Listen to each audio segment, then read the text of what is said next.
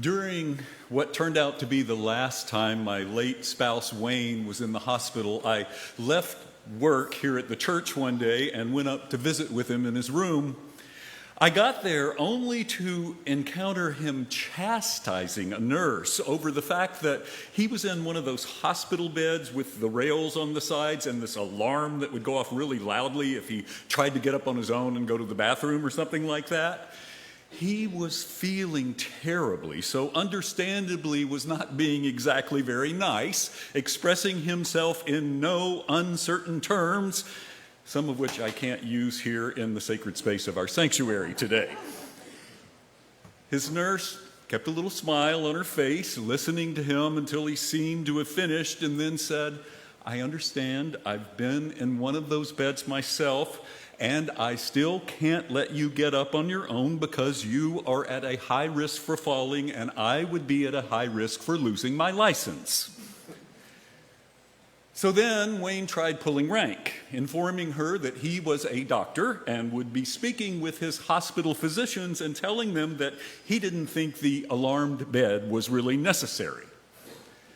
Still smiling slightly, she informed him that he could go right ahead, that in her experience, she knew more about bedside care than the doctors did, and that she was pretty sure they wouldn't remove the order for the alarm bed unless she thought it was okay, which she didn't because she didn't want him to hurt himself and make himself feel even worse. So then Wayne said he was going to demand a different nurse, to which she once again said, "You can go right ahead. All of the nurses will tell you the same thing, and by the way, she supervised the other nurses." Well, finally, he threatened to intentionally set the bed alarm off all day and all night until it drove them crazy and they let him get up on his own. She again replied, "Go right ahead. There are more of us, and we will outlast you.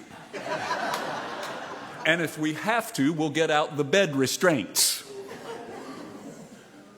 Well, Wayne couldn't help himself. He giggled a little at the fact that she wasn't backing down and that she knew it was never going to get to that point. She saw that giggle too and said, "So don't make me spank you." Well, the next time I visited the hospital when that nurse was on duty, they had become the biggest of buddies. On the day that he was released from the hospital so I could take him home, she insisted on being the one to take him down to our car. They hugged and wished each other well as she helped him out of a wheelchair and into our car to go home. The spiritual theme we're exploring this month in our religious education classes and small group ministries is cultivating compassion.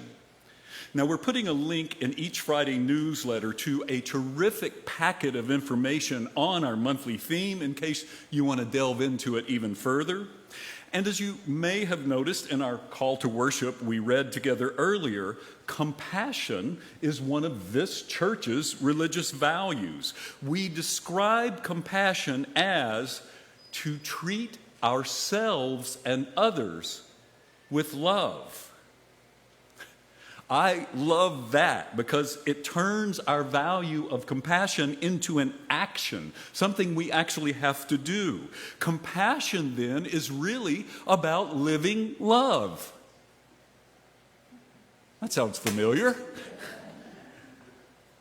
The agape love, the fierce love, the divine love for humanity and all that is that we've been talking about so much here in the church. Now, today I want to concentrate mostly on that part about self-compassion, treating ourselves with love. I focus on self-compassion not because our compassion for others in our world isn't vital. Indeed, it is needed now more than ever. I focus on it because until we learn to love ourselves fully, we cannot love our world fully. Self-compassion is how we sustain our passion for justice. We have to put on our own oxygen mask first. acting with compassion toward ourselves is spiritual practice for offering compassion to others, even those whom we find difficult or with whom we might disagree. I began with that story about Wayne's nurse because she so beautifully demonstrated an essential way we practice self-compassion, treat ourselves with love. She set a clear boundary. She said no to him getting out of that hospital bed on his own. She said yes to protecting her own license and yes to providing the best care to him that she possibly could, with some limits around approaching things with a sense of equality, equanimity, and even humor between them. Having such a clear boundary let her empathize with how, having been sick for so long, he couldn't be at his best or sweetest, and it allowed her to understand how he might be feeling angry over such a loss of personal agency. By setting a boundary that was compassionate for herself, it allowed her to treat him with love rather than resentment over his words. And in doing so, she opened up this sense of spaciousness within which a beautiful new relationship between them could emerge. Researcher and author Dr. Brené Brown says, compassionate people ask for what they need. They say no when they need to, and when they say yes, they mean it. See? They're compassionate because their boundaries keep them out of resentment.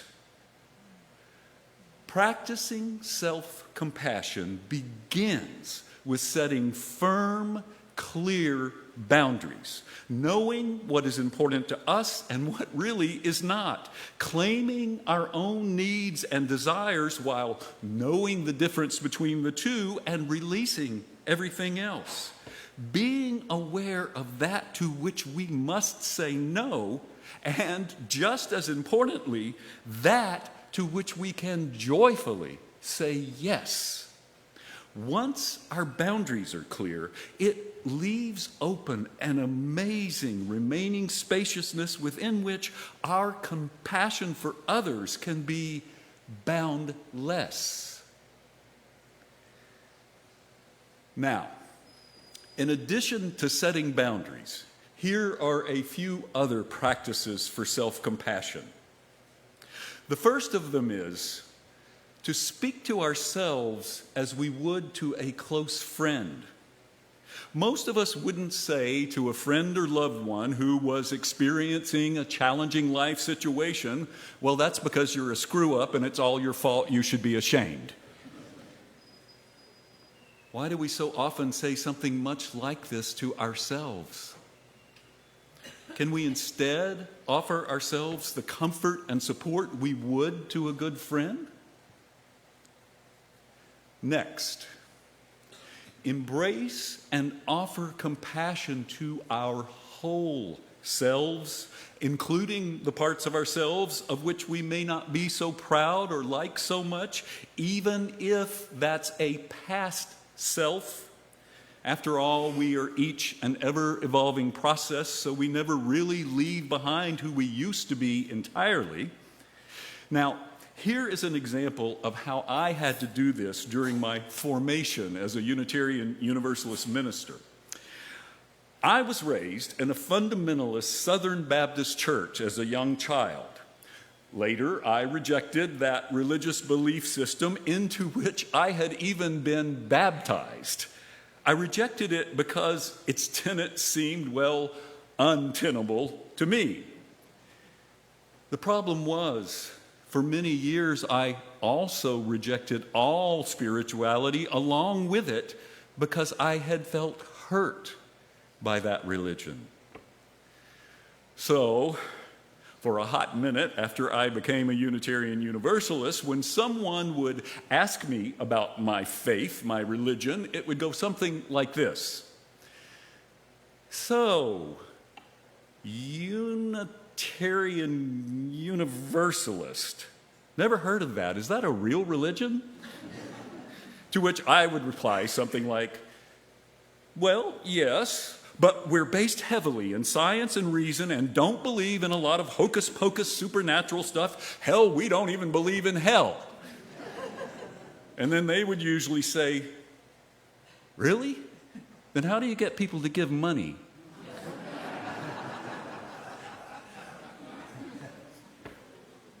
Our religious self, our spiritual self, can't only be about what we're not anymore. To fully become a UU minister, I had to forgive and direct compassion toward that little boy who had gotten baptized in the Baptist church because he wanted to belong so much, and who after that then had to process having felt hurt by religion once he finally found a religion where he does belong. I had to reclaim that little guy and his baptism within holiness for myself. Next, the science shows that engaging in spiritual practices such as prayer or meditation, especially the meta-meditation we did together earlier, grounds us in the present moment and gives us a sense of our vast interconnectedness with one another and all that is. And this sense of that interconnectedness is so necessary for us to direct compassion and forgiveness toward both ourselves and others. Buddhist activist, scholar, and author Joanna Macy says, you need that wisdom, that insight into the mutual belonging of everything that is interwoven as it is in the web of life. And when you have that, you see, you know that this is not a war between the good guys and the bad guys, but that the line between good and evil runs through the landscape of every human heart. And we are so interwoven in the web of life that even the smallest act with clear intention has repercussions through that web that we can barely see.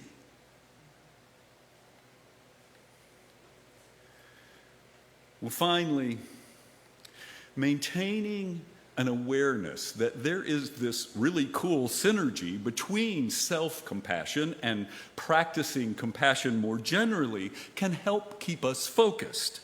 Self-compassion generates compassion for others, as we've been discussing.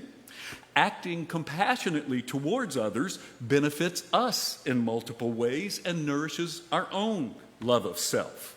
As our reading earlier said, there is no greater remedy for helplessness than helping someone else, no greater salve for sorrow than according gladness to another.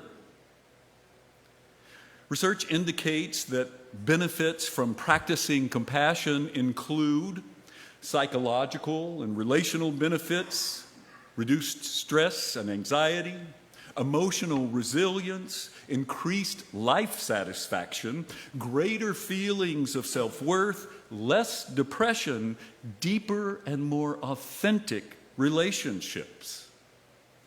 Physical benefits have also been found: lower blood pressure, reductions in chronic disease, improved immune function, quicker recovery from illness, and increased longevity. In the realm of psychological benefits, a recent New York Times article detailed how setting a self-compassionate boundary around our busyness, which we can so easily think is a sign of our worth, saying no to some of the demands on our time, can allow for the rest, relaxation, and contemplation that frees up space for vastly increased creativity and innovation. We're taught to feel selfish and guilty about saying no, and yet sometimes we do more creative good through saying no. Other research has found that this one self-compassionate boundary, setting limits on our own time, has myriad mental and physical health benefits, and it opens up that spaciousness within us in which we're far more able to notice the needs and suffering of others and ourselves, and are thus far more likely to act with compassion. And in that same vein, there is even research that says when we act on compassion often enough, it actually rewires our brains, creates this neuroplasticity through which we become more empathetic and even more prone to being compassionate. Since I'm reclaiming that with self-compassion, that little religious guy who got baptized all those years ago, I'm going to think of that as a God-given compassion feedback loop. Setting boundaries. Speaking to ourselves as we would to a close friend.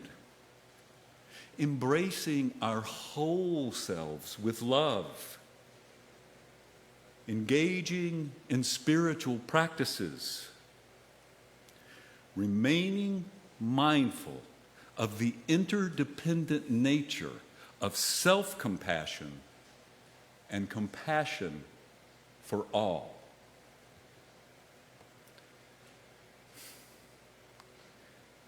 My beloveds, if you hear nothing else today, hear this. Self-compassion is a sacred act.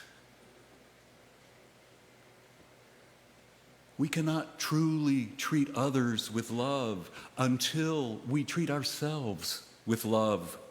When we treat ourselves with love, we find we must treat others with love.